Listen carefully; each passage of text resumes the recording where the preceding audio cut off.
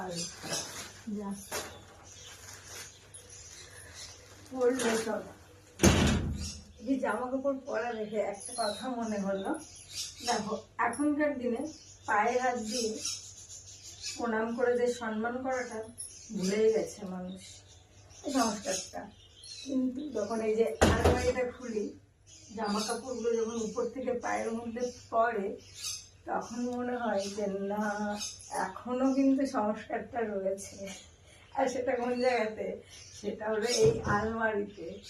আলমারি যখনই খুলবো, উপরে জামা কাপড় ঠিক এসে পায়ে পড়বে, তাহলে ওরা বলেনি এই যে জামা কাপড়গুলো সম্মান করা, ওরা ঠিক সংস্কারটা ধরে রেখেছে।